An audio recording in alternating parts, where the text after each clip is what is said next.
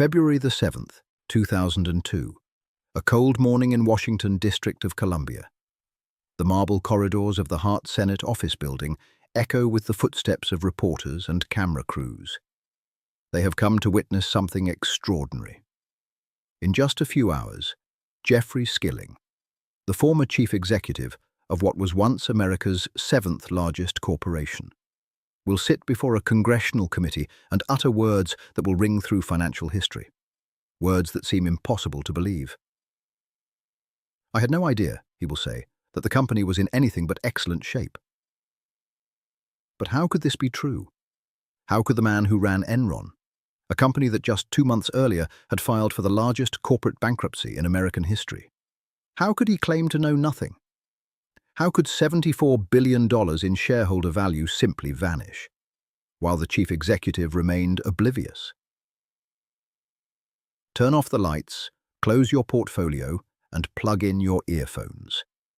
Join us tonight as we delve into the dark side of the markets.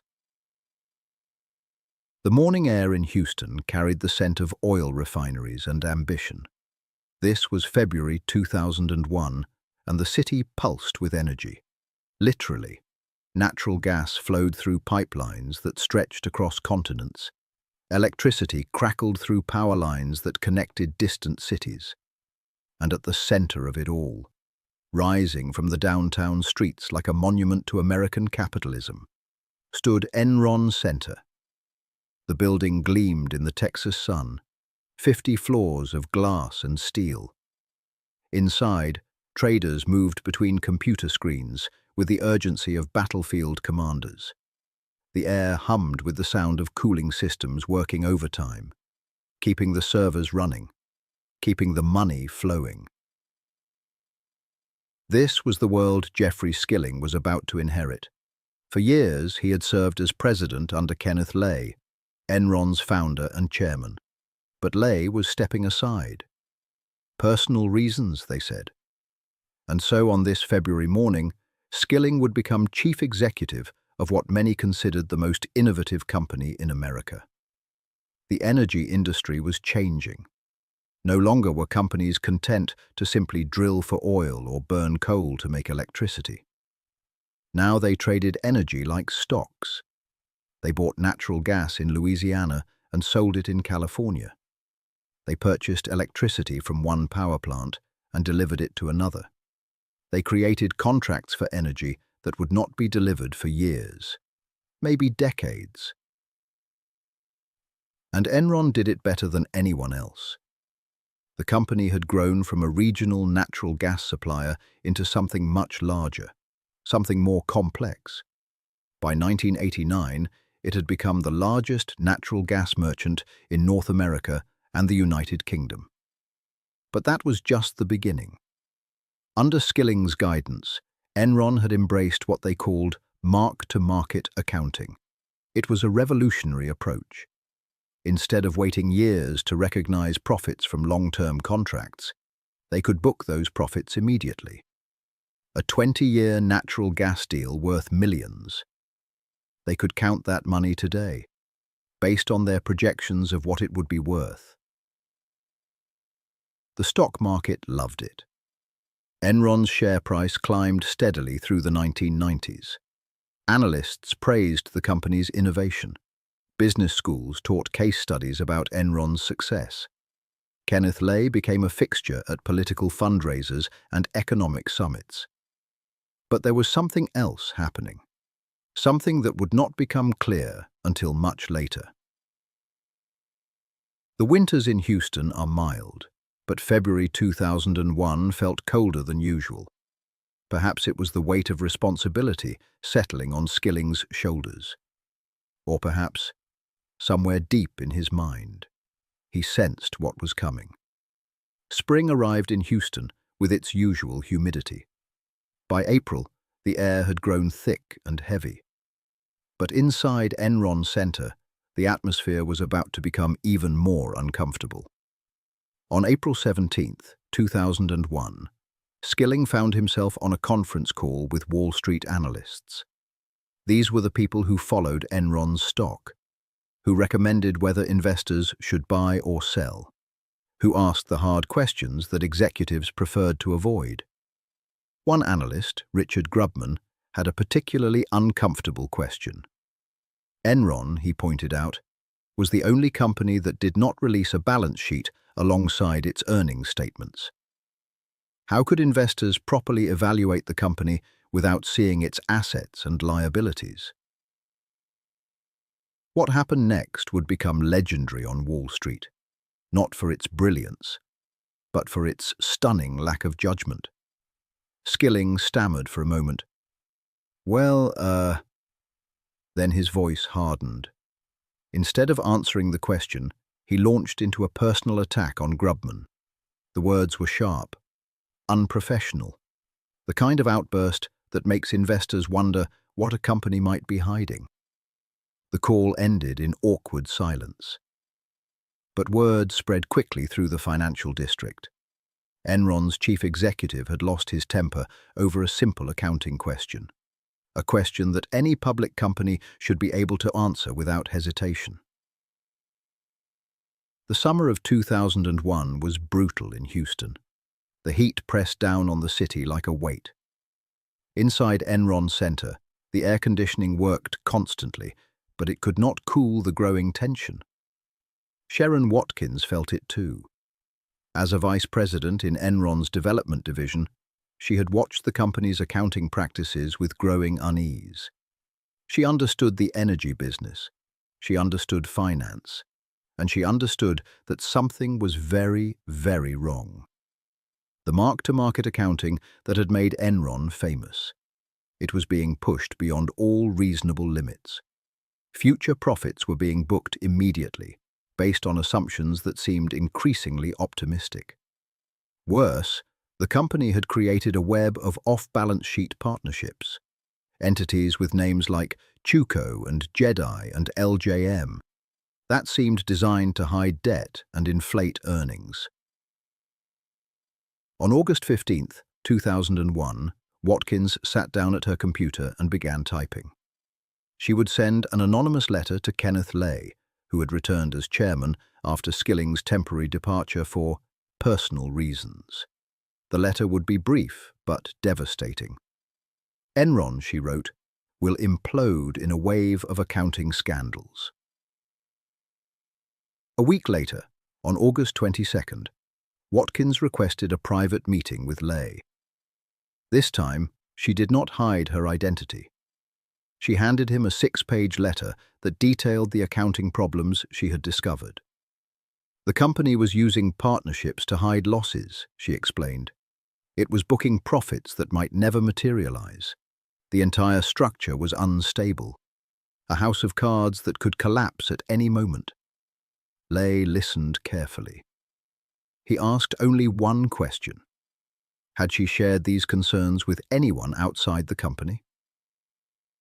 She had not, she assured him. He promised to refer her concerns to the law firm Vinson and Elkins for review. What he did not mention, what perhaps seemed too obvious to state, was that Vinson and Elkins was Enron's own law firm. They were hardly independent investigators. By the end of August, with Enron's stock price falling, Lay had made several personnel changes. Greg Wally would become president and chief operating officer of Enron Wholesale Services, succeeding Skilling.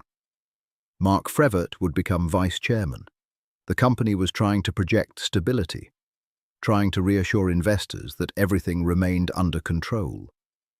But the financial markets are rarely fooled for long. On September 9, 2001, a hedge fund manager was quoted as saying, "Enron stock is trading under a cloud." The price continued to fall. October arrived with cooler temperatures, but the pressure on Enron only intensified. The company could no longer hide what Watkins had warned about. On October 16, 2001, Enron announced that it would restate its earnings for the years 1997 through 2000. The numbers were staggering. The company would reduce its reported earnings by $613 million, 23% of what it had claimed to earn. It would increase its liabilities by $628 million, 6% more than previously reported, and it would reduce its equity by $1.2 billion, 10% of what shareholders thought they owned. 6 days later, on October 22nd, the Enron board of directors learned something that shocked even them.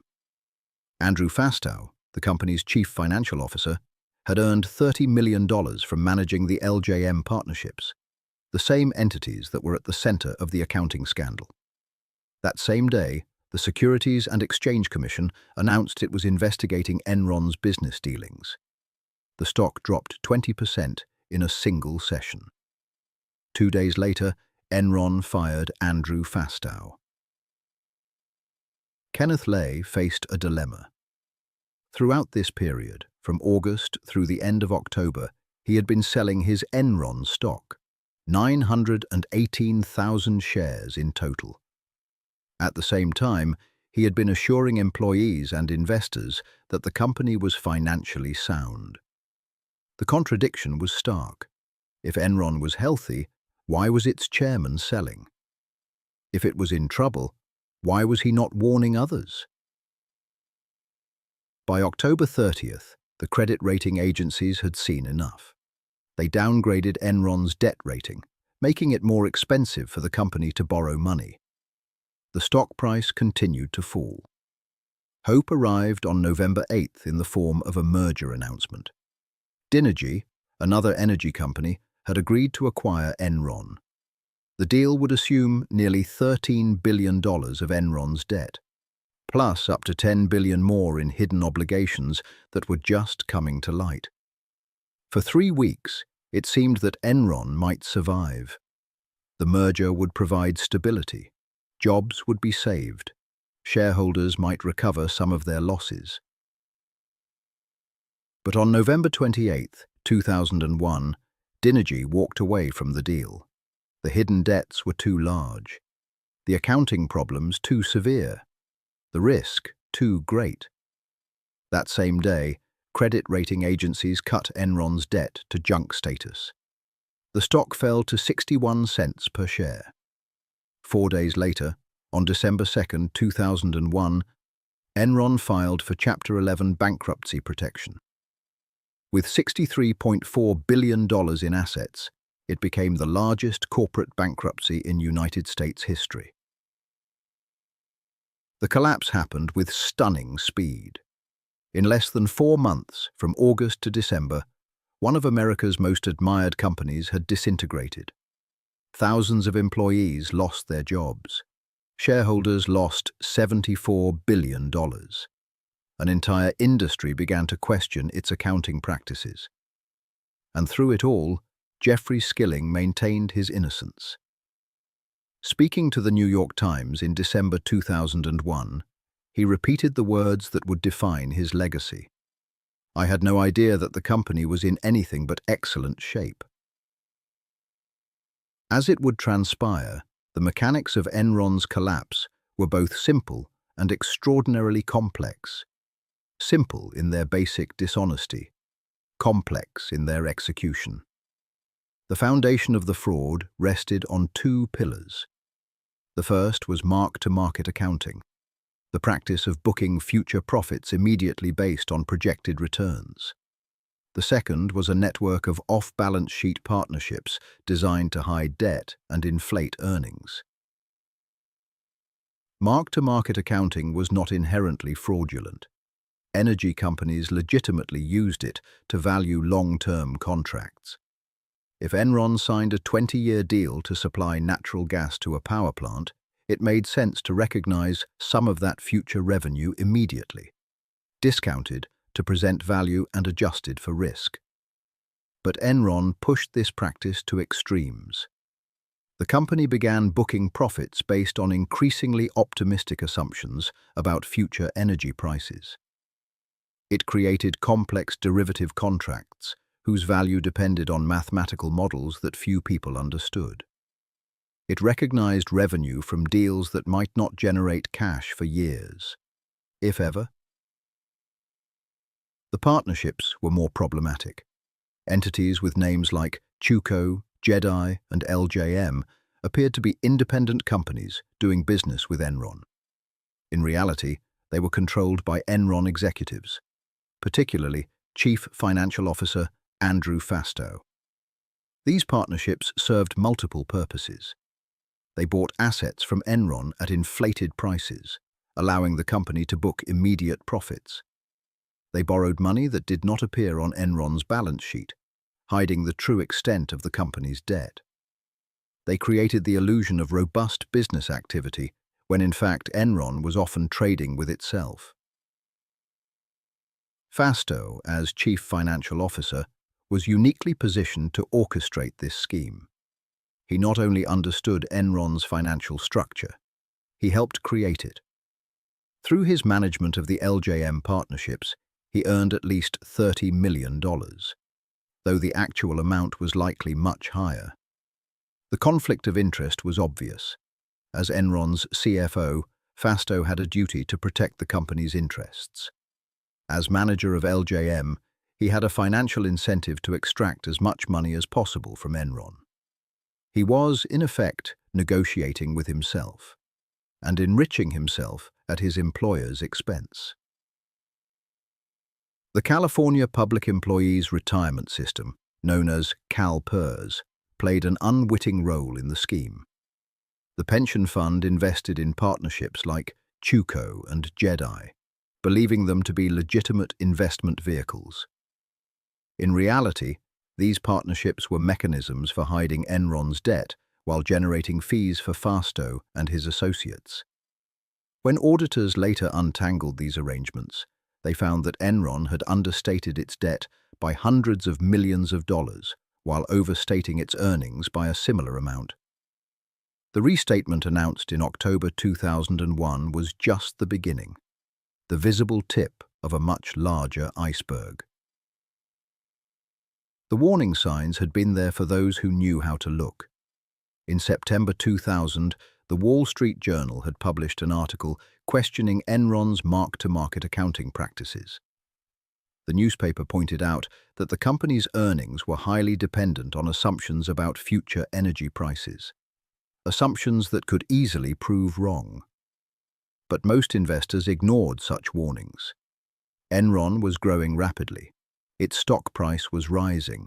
Analysts recommended it as a buy. The complexity of its business model made it difficult for outsiders to understand, and that complexity provided excellent cover for questionable practices. Arthur Andersen, one of the world's largest accounting firms, served as Enron's auditor throughout this period. The firm was supposed to provide independent oversight of Enron's financial statements, to ensure that investors received accurate information about the company's performance. Instead, Andersen became complicit in the fraud. The firm not only approved Enron's questionable accounting practices, it helped design some of them. Andersen partners worked closely with Enron executives to structure transactions that would produce the desired financial results. The line between auditor and client became hopelessly blurred. When the scandal broke, Andersen attempted to cover its tracks by shredding thousands of documents related to its Enron work. This obstruction of justice would ultimately prove fatal to the firm. On June 15, 2002, Arthur Andersen was convicted of obstruction of justice. By August 31st, the firm had surrendered its license to practice as certified public accountants. 85,000 employees lost their jobs. The human cost of Enron's collapse extended far beyond its own employees. Thousands of people who had invested their retirement savings in Enron stock saw their nest eggs disappear. Many of these were Enron workers who had been encouraged to invest in company stock through their 401k plans. They had trusted their employer, and that trust had been betrayed. The broader energy industry also suffered. Investors became wary of companies that used complex accounting methods or relied heavily on trading revenues. Stock prices fell across the sector, as analysts scrambled to identify other potential Enrons. The entire deregulated energy market that had emerged in the 1990s came under scrutiny. Government regulators moved quickly to prevent future Enrons. On July 30, 2002, President George W. Bush signed the Sarbanes-Oxley Act into law. The legislation imposed new requirements on public companies, mandating stronger internal controls, more independent audit committees, and personal certification of financial statements by chief executives and chief financial officers. The law also created the Public Company Accounting Oversight Board to regulate the auditing profession. Never again, lawmakers promised, would accounting firms be allowed to police themselves as Arthur Andersen had done. But the most visible consequences of the scandal were the criminal prosecutions that followed. Federal investigators spent years untangling Enron's web of partnerships and side deals. They interviewed hundreds of witnesses, reviewed millions of documents, and slowly built cases against the company's top executives.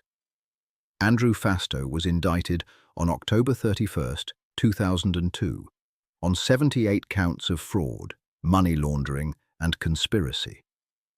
His wife Leah, who had also worked at Enron, was charged on May 1, 2003, with conspiracy and tax evasion related to the schemes. Jeffrey Skilling was indicted on February 18, 2004, on 35 counts including fraud, insider trading, and conspiracy. Kenneth Lay was indicted on July 7, 2004, on 11 counts including wire fraud, securities fraud, bank fraud, and conspiracy. He surrendered to the FBI the following day. The trial of Lay and Skilling began on January 30, 2006, with jury selection. For months, prosecutors presented evidence of the defendants' knowledge of and participation in the fraud. They showed how mark-to-market accounting had been manipulated to inflate earnings. They detailed the network of partnerships that had hidden debt and enriched insiders. They demonstrated how both men had sold stock while publicly expressing confidence in the company. The defense strategy was essentially the one Skilling had articulated from the beginning: ignorance. Both defendants claimed they had been unaware of any wrongdoing. They portrayed themselves as victims of subordinates who had betrayed their trust.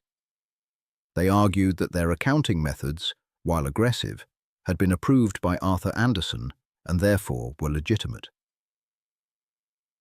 On May 17, 2006, the jury began deliberating. 8 days later, on May 25, they returned their verdict. Jeffrey Skilling was convicted on 19 of 28 counts of wire fraud and securities fraud. Kenneth Lay was convicted on all 6 fraud counts in the main trial, plus 4 additional counts in a related bank fraud case. Both men faced decades in prison. Both maintained their innocence. Both planned to appeal. But Kenneth Lay would never serve his sentence. On July 5, 2006, just 6 weeks after his conviction, he suffered a heart attack at his vacation home in Aspen, Colorado. He died at age 64. Under federal law, because Lay died before his appeals were exhausted, his convictions were vacated. In the eyes of the law, Kenneth Lay died an innocent man, though history would judge him differently. The other defendants were not so fortunate.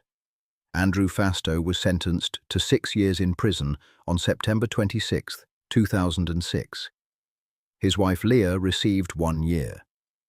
Richard Causey, Enron's chief accounting officer, pleaded guilty on December 28, 2005, and was later sentenced to 5.5 years. Jeffrey Skilling received 24 years in federal prison, later reduced to 14 years after he cooperated with prosecutors in their efforts to recover money for victims. He was released in 2019 after serving 12 years.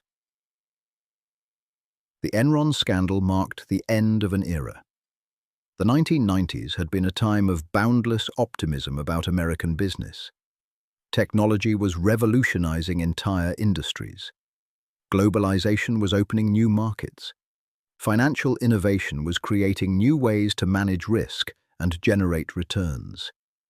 Enron seemed to embody this new economy. It was nimble where traditional companies were bureaucratic. It was innovative where others were conservative. It embraced complexity where others preferred simplicity. But complexity, as Enron demonstrated, can hide a multitude of sins. The more sophisticated a company's financial structure, the easier it becomes to manipulate. The more innovative its accounting methods, the more opportunities exist for fraud. The more confident its executives appear, the less likely investors are to ask uncomfortable questions. In the aftermath of Enron's collapse, investigators found evidence that the warning signs had been visible for years to those willing to see them. Sharon Watkins had raised concerns about accounting practices. Wall Street analysts had questioned the company's reluctance to provide detailed financial statements. Short sellers had bet against Enron stock based on their suspicions about the company's earnings quality. But these voices were drowned out by the chorus of praise from investment banks, credit rating agencies, business journalists, and academic experts who celebrated Enron as a model of modern corporate success. The company's stock price continued to rise, validating those who believed in its story and silencing those who expressed doubts. The collapse of Arthur Andersen served as a particularly stark reminder of how institutional failures can amplify corporate fraud.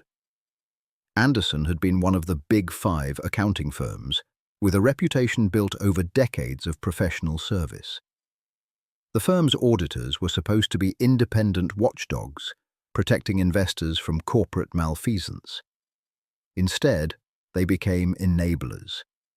The fees Andersen earned from consulting work at Enron created powerful incentives to maintain good relationships with client management. The complexity of Enron's business made it easy to rationalize questionable accounting treatments. The competitive pressure to retain clients made it difficult to take hard stands on disputed issues. When the scandal broke, Andersen's initial response was to destroy evidence rather than cooperate with investigators. This decision now sealed the firm's fate. The conviction for obstruction of justice made it impossible for Andersen to continue auditing public companies. 85,000 employees around the world lost their jobs because of decisions made by a handful of partners in Houston. The destruction of Arthur Andersen also concentrated the auditing industry, leaving just 4 major firms to audit most large public companies. This concentration created new risks that would become evident during subsequent financial crises when entire industries received clean audit opinions just months before their collapse. For the employees of Enron, the bankruptcy was a personal catastrophe that extended far beyond the loss of jobs.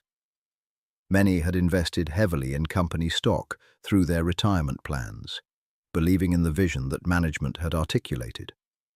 They had been encouraged to buy and hold Enron shares, even as executives like Kenneth Lay were selling their own holdings. When the stock became worthless, these employees lost not only their current income, but their future security. Workers who had planned to retire found themselves forced to continue working well into their 70s. Young employees who had expected to build wealth through stock ownership discovered that their nest eggs had vanished. The psychological impact was perhaps even more devastating than the financial losses. Enron employees had believed they worked for a special company, one that was changing the world while creating wealth for everyone involved. The revelation that it had all been built on fraud left many feeling betrayed and cynical about corporate America. The broader economic impact of Enron's collapse rippled through multiple industries. Energy companies found it more difficult to raise capital as investors became wary of the sector. Investment banks that had helped structure Enron's complex transactions faced lawsuits and regulatory investigations. Pension funds and mutual funds that had invested in Enron stock absorbed billions of dollars in losses. The scandal also contributed to a broader loss of confidence in corporate America that had begun with the dot-com crash of 2000. Investors who had believed in the new economy found themselves questioning whether any corporate financial statements could be trusted. This skepticism would persist for years, making it more expensive for legitimate companies to raise capital. Perhaps most importantly, Enron demonstrated how quickly a large corporation can collapse when its financial foundation proves to be illusory. The company did not fail because of external forces like recession or foreign competition. It failed because its reported earnings and financial position bore little resemblance to economic reality. This lesson would prove prophetic. Within a few years, other corporate scandals would emerge involving companies like WorldCom, Tyco, and HealthSouth. The pattern was similar: aggressive accounting, complicit auditors, overconfident executives, and investors who failed to ask hard questions until it was too late.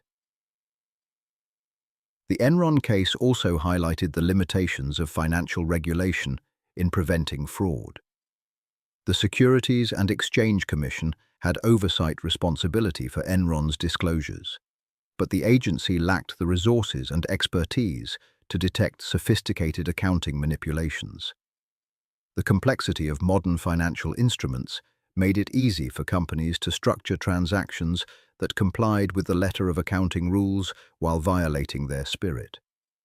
Even after Sarbanes-Oxley imposed new requirements on public companies, determined fraudsters continued to find ways to manipulate their financial results. The law made some types of fraud more difficult, but it could not eliminate the fundamental problem. When enormous amounts of money are at stake, some people will always be tempted to cheat.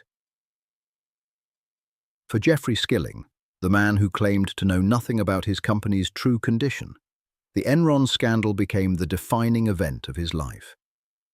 Before the collapse, he had been celebrated as a visionary leader who had transformed the energy industry. Business schools had taught case studies about his innovations. He had been mentioned as a potential candidate for high government office. After his conviction, Skilling became a symbol of corporate arrogance and dishonesty. His assertion that he had been unaware of Enron's problems struck many observers as either implausible or evidence of gross incompetence. How could the chief executive of a major corporation be so disconnected from its operations? The question of what Skilling knew and when he knew it remains contentious. Prosecutors argued that he was intimately involved in creating and maintaining the fraudulent schemes that inflated Enron's profits. They presented evidence of his participation in meetings where accounting treatments were discussed and his approval of transactions that hid debt. Skilling's defenders argued that he relied on subordinates like Andrew Fastow to handle the details of complex financial arrangements. They portrayed him as a big-picture leader who focused on strategy rather than accounting minutiae. They suggested that Fastow had deceived Skilling just as he had deceived investors. The truth, as often happens in complex white-collar cases, probably lies somewhere between these extremes. Skilling may not have understood every detail of Enron's accounting manipulations, but it seems unlikely that he was completely unaware of the company's problems. His decision to resign as chief executive in August 2001, just months before the collapse, suggests that he sensed trouble ahead. Whether this knowledge rose to the level of criminal liability was ultimately a question for the jury. Their verdict suggested that they found Skilling's claims of ignorance unconvincing. The man who had once been hailed as one of America's most innovative executives would spend more than a decade in federal prison. The legacy of Enron extends far beyond the individuals who were prosecuted or the shareholders who lost money. The scandal fundamentally changed how Americans think about corporate governance, financial reporting, and business ethics. It demonstrated that even large, seemingly successful companies can collapse virtually overnight when their financial foundations prove unstable. The reforms that followed Enron, particularly the Sarbanes-Oxley Act, represented the most significant changes to securities law since the 1930s. These reforms imposed new costs on public companies, but also provided new protections for investors. Whether they succeeded in preventing future Enrons remains a subject of debate. What seems clear is that the basic human failings that enabled Enron's fraud, greed, pride, the willingness to rationalize questionable behavior when large sums of money are involved, have not been eliminated by regulatory reform. As long as there are enormous financial incentives to manipulate corporate results, some executives will be tempted to do so. The challenge for investors, regulators, and society as a whole is to maintain appropriate skepticism while still allowing legitimate businesses to raise capital and grow. This balance is never easy to achieve, and it becomes even more difficult as financial instruments and accounting rules grow increasingly complex. In the end, the Enron scandal serves as a reminder that the modern economy depends on trust. Investors must trust that corporate financial statements accurately reflect business performance. Employees must trust that their employers will protect their retirement savings. Auditors must be trusted to provide independent verification of corporate claims. When this trust breaks down, as it did so spectacularly in Enron's case, the consequences extend far beyond the individuals directly involved. Markets become less efficient, capital becomes more expensive, innovation becomes more difficult. The entire system suffers when a few participants choose to cheat. On that cold February morning in 2002, when Jeffrey Skilling testified before Congress, he may have genuinely believed his own words.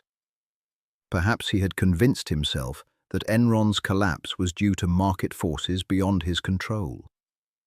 Perhaps he truly believed that the company had been in excellent shape when he left. But belief, however sincere, does not change the facts. Enron was not a victim of unfortunate circumstances or market volatility. It was a company built on fraudulent accounting, hidden debt, and the systematic deception of investors. The courtroom in Houston was quiet that spring morning in 2006.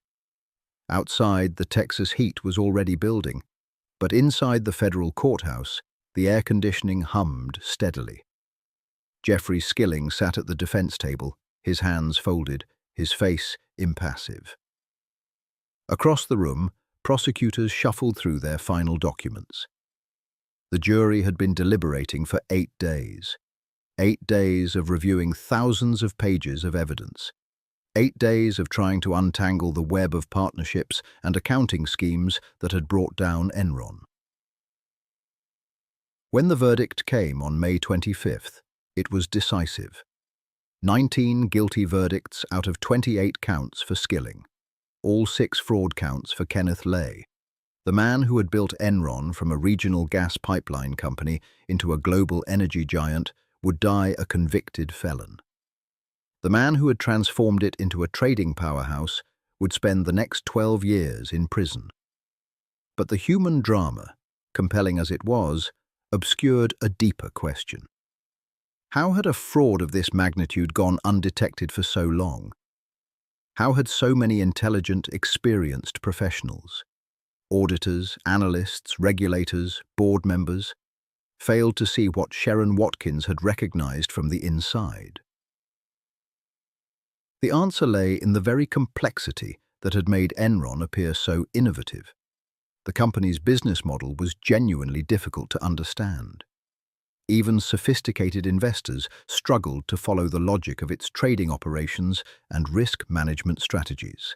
This complexity created what financial experts would later call complexity arbitrage, the ability to profit from the gap between reality and perception. Traditional energy companies owned physical assets: oil refineries, natural gas pipelines, power plants. Investors could visit these facilities, count the equipment, and estimate their value. Enron's assets, by contrast, existed largely on paper: trading contracts, financial derivatives, intellectual property. These were much harder to value and much easier to manipulate. The mark-to-market accounting that Enron pioneered required executives to make assumptions about future energy prices, interest rates, and credit risks. Small changes in these assumptions could dramatically affect reported earnings. A contract that appeared profitable under one set of assumptions might look like a disaster under slightly different ones. Enron's executives learned to game this system with remarkable sophistication. They would structure transactions at the end of each quarter to boost reported earnings. They would adjust their assumptions about future prices to meet Wall Street's expectations. They would time asset sales to maximize the impact on quarterly results. The trading floors at Enron became laboratories for financial engineering. Traders would create new types of derivative contracts, instruments so complex that few people outside the company understood how they worked. Some of these instruments were legitimate hedging tools that helped manage real business risks. Others were simply mechanisms for manipulating reported earnings. The weather derivatives market that Enron helped create illustrates this distinction. The basic concept was sound. Utilities could buy insurance against unusually hot summers or cold winters that would increase their customers' energy consumption beyond normal levels. This was genuine risk management that served a real economic purpose. But Enron also created weather derivatives that had little connection to actual weather risk. These were complex betting instruments that allowed the company to take speculative positions on temperature variations in distant cities.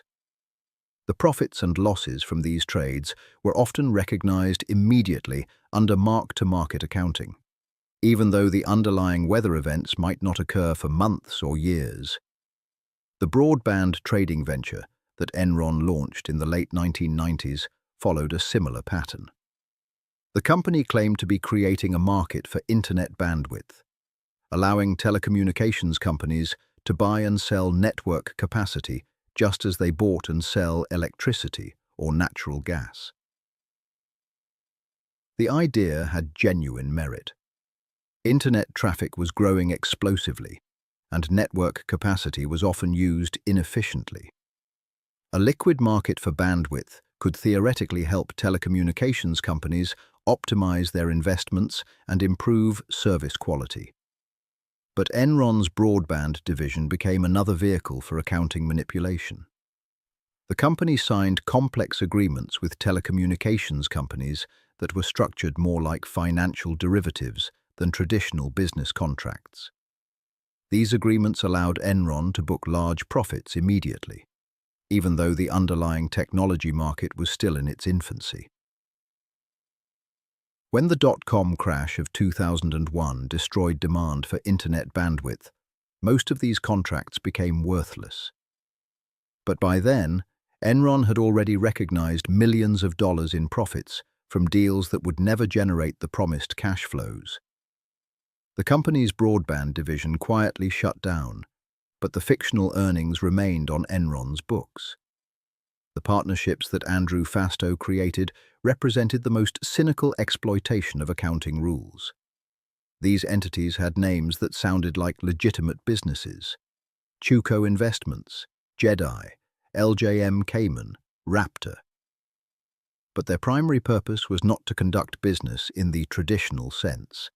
They existed to facilitate transactions with Enron that would improve the company's reported financial results. A typical partnership transaction worked as follows. Enron would transfer an asset to one of Fausto's entities at an inflated price, allowing Enron to book an immediate profit.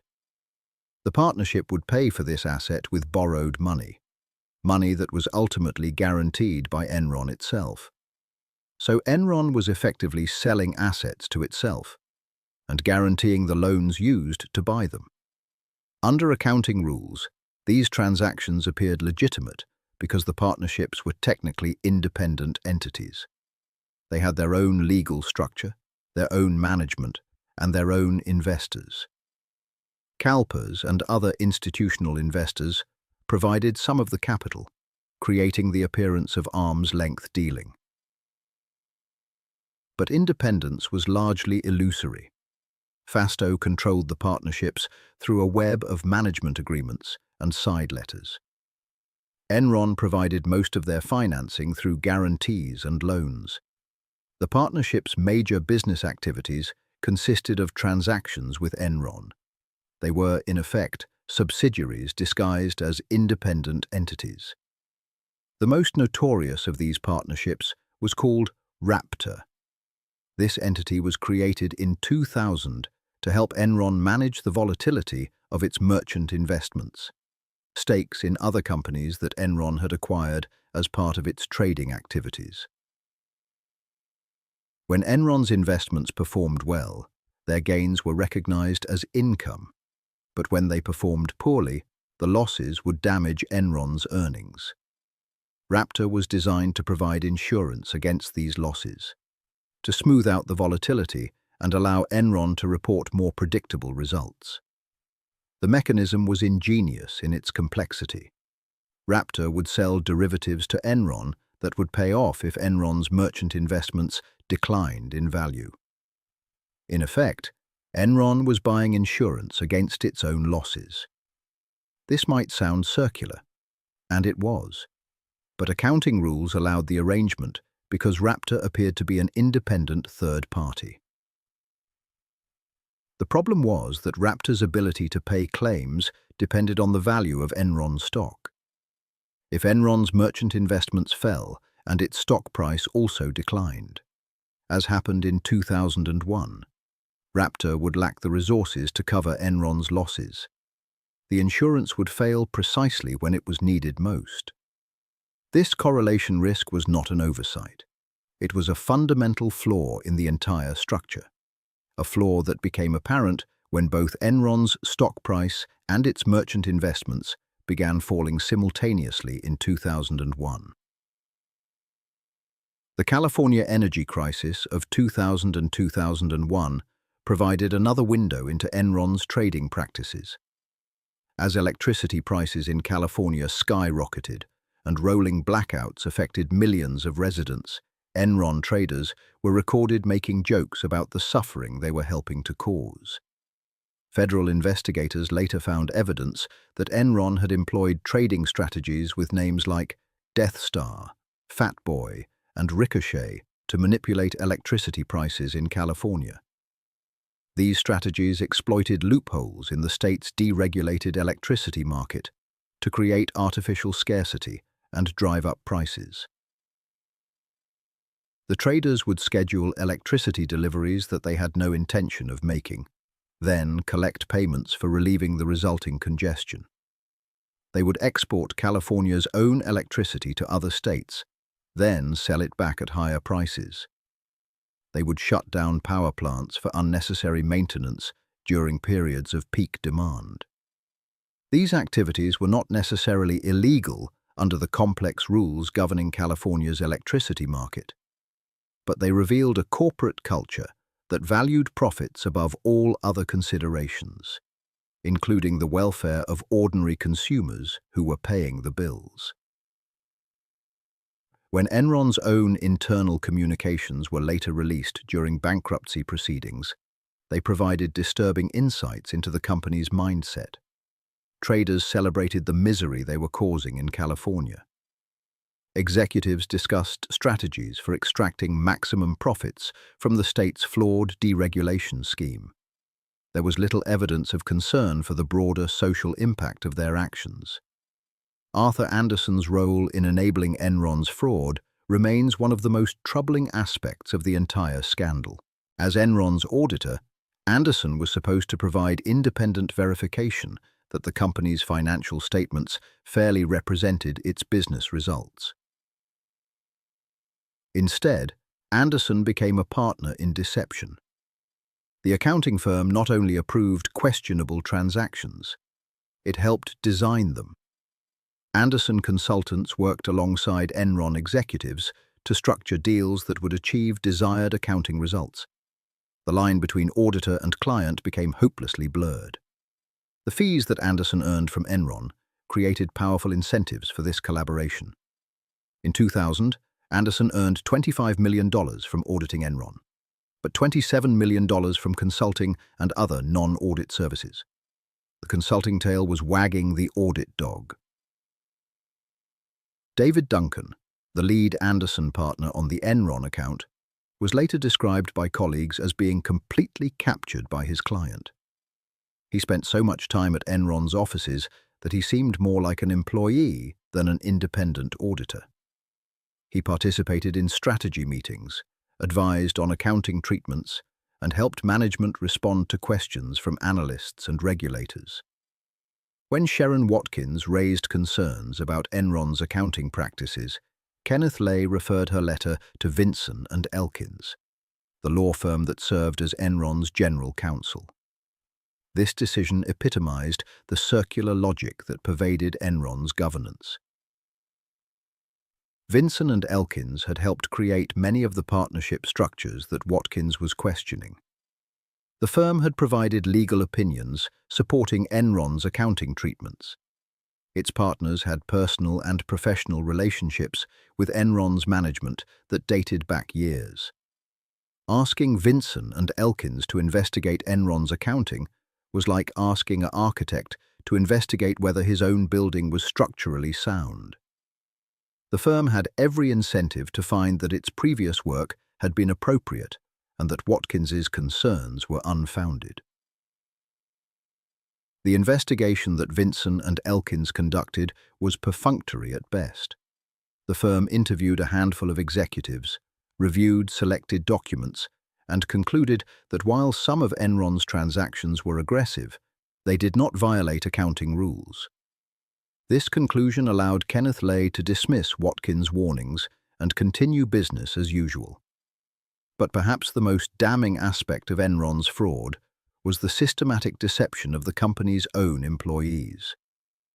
While executives were selling their stock and profiting from partnership arrangements, they were encouraging workers to invest their retirement savings in Enron shares.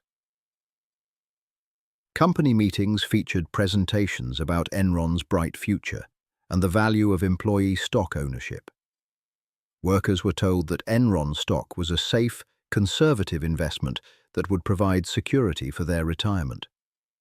Some employees were actively discouraged from diversifying their portfolios, even when they expressed concerns about having too much exposure to their employer's stock. The human cost of this deception became clear when Enron collapsed. Thousands of employees lost not only their jobs, but their retirement savings. Workers who had planned to retire comfortably found themselves starting over in their 50s and 60s. Young employees discovered that years of contributions to their 401k plans had evaporated. The psychological damage was perhaps even worse than the financial losses. These employees had believed in Enron's mission, had taken pride in working for a company that was supposedly changing the world. The revelation that their loyalty had been exploited and their trust betrayed left many feeling cynical about corporate America more broadly. Congressional hearings in the aftermath of Enron's collapse revealed the extent to which regulatory oversight had failed. The Securities and Exchange Commission had missed numerous red flags, had failed to investigate warning signs, had allowed a massive fraud to persist for years. Part of the problem was resources. The SEC was understaffed and underfunded relative to the size and complexity of the markets it was supposed to regulate. Part was expertise. The Commission lacked personnel with the specialized knowledge needed to understand sophisticated financial instruments and accounting manipulations. But part was also philosophy. During the 1990s, there was broad political consensus that markets were generally efficient and that excessive regulation stifled innovation. The prevailing view was that investors and auditors and credit rating agencies would provide adequate oversight, that government regulation should be a last resort. Enron's collapse shattered this faith in private market discipline. If sophisticated institutional investors could be fooled, if prestigious auditing firms could be corrupted, if credit rating agencies could fail so completely, then stronger government oversight was clearly needed. The Sarbanes-Oxley Act that Congress passed in 2002 represented a fundamental shift in regulatory philosophy. The law imposed new requirements for corporate disclosure, created stronger penalties for securities fraud, and established new oversight mechanisms for the auditing profession. Whether these reforms succeeded in preventing future Enrons remains a subject of debate. The law certainly made some types of fraud more difficult to perpetrate and more likely to be detected. But determined fraudsters continued to find ways to manipulate their financial results, as subsequent scandals at companies like WorldCom and HealthSouth would demonstrate. The fundamental challenge remains unchanged, as long as there are enormous financial incentives to deceive investors, as long as executive compensation is tied to short-term stock performance, as long as markets reward growth and punish honesty about problems. Some executives will be tempted to cross ethical and legal lines. 20 years after Enron's collapse, the company's name has become synonymous with corporate fraud and executive greed. Business schools teach case studies about its failures. Regulatory agencies cite it as justification for new oversight measures. Politicians invoke it when calling for tougher enforcement of securities laws. But the deeper lessons of Enron may be more subtle. The scandal revealed how quickly trust can be lost, and how difficult it is to rebuild once broken. It showed how complexity can be used to obscure rather than illuminate. It demonstrated that even sophisticated market participants can be deceived when they want to believe a compelling story. Perhaps most importantly, Enron illustrated the human capacity for self-deception. Many of the executives who participated in the fraud may have genuinely believed they were building a great company, that their accounting practices, while aggressive, were justified by their innovative business model, that they would eventually grow into their inflated financial results. This self-deception made the fraud more sustainable than it might otherwise have been. Executives who are consciously stealing know they must eventually stop or be caught. Executives who believe their own story can continue indefinitely, until reality finally intrudes and the illusion collapses. In the end, Enron's collapse left behind more questions than answers. How many other companies were using similar accounting tricks?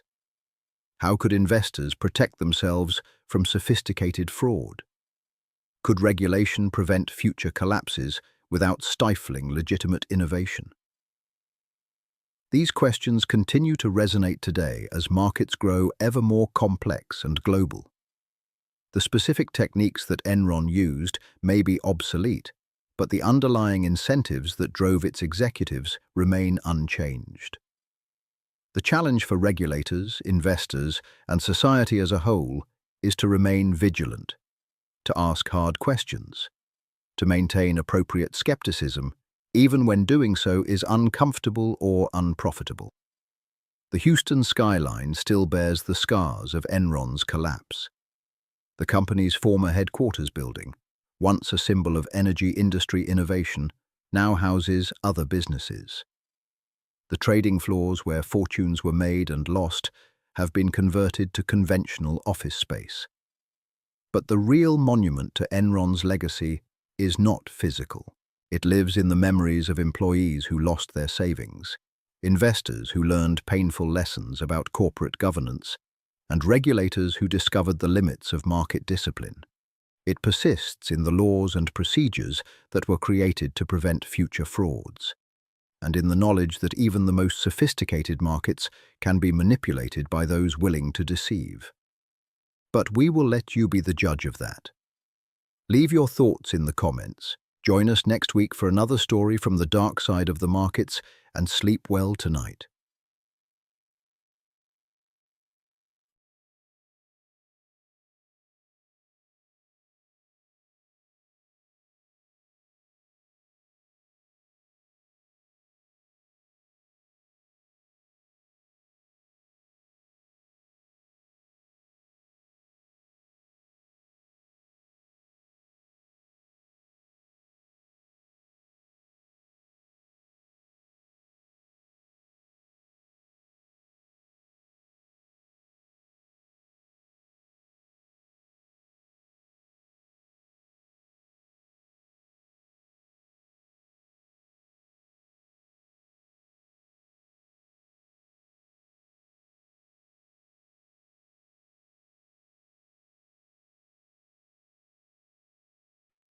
The man who claimed to know nothing had presided over one of the greatest corporate frauds in American history.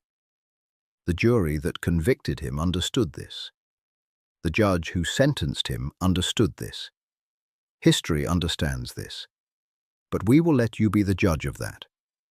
Leave your thoughts in the comments.